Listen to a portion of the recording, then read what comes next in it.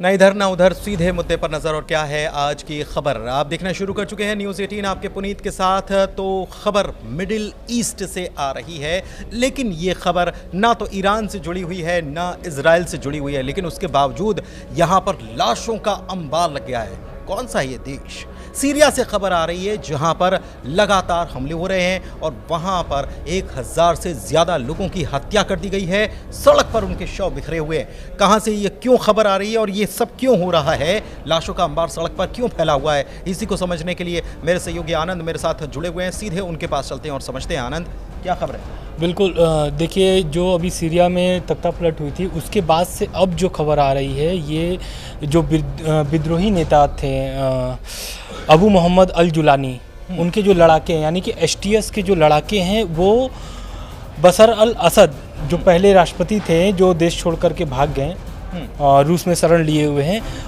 उनके लोगों पर एसटीएस के लड़ाकों ने हमला किया है। करीब 1000 लोगों की मौत हुई है और सड़कों पर लाशें बिखरी हुई हैं, लोग बिलख रहे हैं। और लेकिन जो बशर अल असद के लोग हैं, यानी कि अलावी संप्रदाय के लोग जो हैं, वो अभी भी लड़ाकों से लड़ रहे हैं सीरिया के सड़कों पर। और इसमें बहुत ज़्यादा ही खून खराबा होने की वजह से खबरों को छिपाया भी जा रहा था, दबाया भी जा रहा था एसटीएफ के लड़ाकों के द्वारा। और एसटीएफ के लड़ाकों ने इस खबर को दबाने के लिए क्या किए हैं कि जितनी लोगों की भी जान गई है, उनको दफनाया जा रहा है तत्काल प्रभाव से। तो खबरें लेकिन जो आ रही हैं, वो करीब 1000 से अधिक लोगों की मौत हुई हैं। बिल्कुल ब्रूटली वहाँ से जो खबर आ रही है, महिलाओं के साथ दुष्कर्म की घटनाएं अंजाम दी गई हैं, उनको निर्वस्त्र करके सड़कों पर घुमाया गया है। ऐसी खबरें भी निकल कर सामने आ रही हैं। आपको बता दें कि हयात तहरीर अल शाम यानी एसटीएस ग्रुप जो है, जिसके मुखिया है जुलानी, उनका पुराना पास्ट जो है, हालांकि उन्होंने अपना नाम बदल लिया है, जुलानी से उन्होंने अपना नाम बदल लिया और अहमद अल शारा के नाम से अब वो जाने जाते हैं। लेकिन इसके पीछे उनका इतिहास और भी दिलचस्प रहा है। क्या दिलचस्प रहा है और इतिहास में क्या है उनके, ये समझते हैं आनंद से। बिल्कुल, बशर अल असद जब सत्ता में थे, तभी से ये विद्रोही जो नेता थे अल जुलानी, ये काफ़ी एक्टिव मामले में थे। पहले इनकी जो छवि थी वो आतंकवादी छवि थी, मतलब सीरिया में भी आतंकवादी छवि थी, क्योंकि ये पहले अलकायदा से जुड़े हुए, ऐसा कहा जाता है, खबरें ऐसी हैं कि अलकायदा से ये पहले जुड़े हुए थे, प्रेरित थे, हाँ ट्रेनिंग भी थे, प्रेरित भी उन्हीं से हुए थे। लेकिन धीरे धीरे जब ये सीरिया जब आए, तो सीरिया में आए तो अपनी छवि सुधारने के लिए वो राजनेता के तौर पर उभरे हैं। यानी जो आम जनता है उनसे जुड़ने लगे, बिना हथियार के सड़कों पर चलने लगे, तो लोगों में विश्वास अपने को जताएं और जनता के सामने। और बशर अल असद जो थे, वो उनके पिताजी भी जो थे, करीब 53 साल की ये सत्ता थी, लेकिन उनको देश छोड़ करके भागना पड़ा, रूस में शरण लेना पड़ा। और ये जो विद्रोही नेता थे, इनकी सत्ता कायम होती है। हालांकि अभी मतलब कि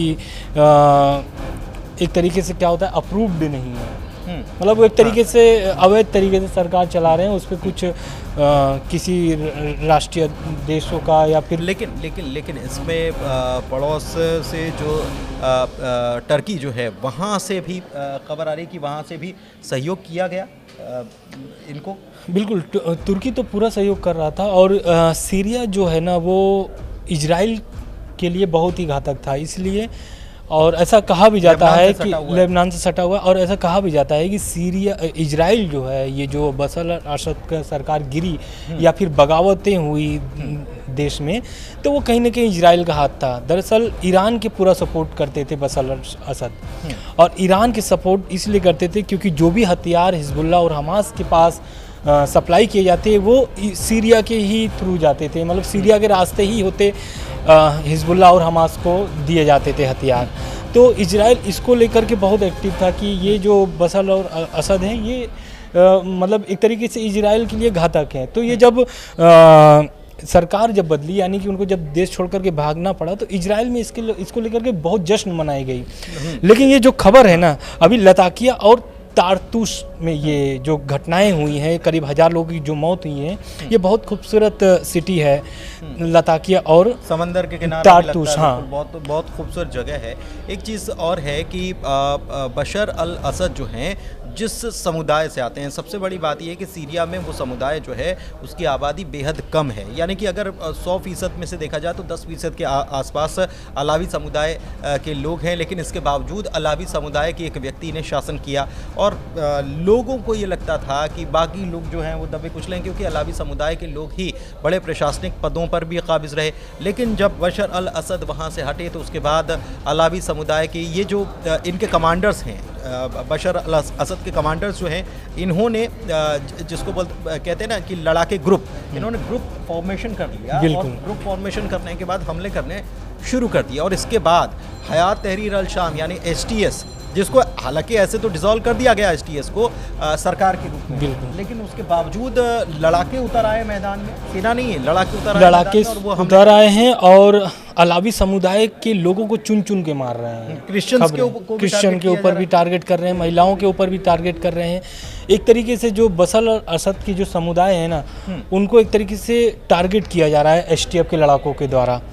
और जितने भी एसटीएस, तो वो जितने भी लोग मारे जा रहे हैं या फिर जितने भी, उसमें सबसे ज़्यादा जो तादाद संख्या जो है वो अलावी समुदाय के ही लोगों का है। और रह गई बात ये एसटीएस के लड़ाकों का, तो अभी सत्ता में तो एक तरीके से यही है, जुलानी ही है। तो कहीं ना कहीं जुलानी का ही ऐसा माना जा रहा है कि जुलानी का ही आदेश है एक तरीके से, इस तरीके से कि हमले किया जाए और ख़त्म कर दिया जाए समुदाय को, पूरे समुदाय को ये ख़त्म कर दिया जाए।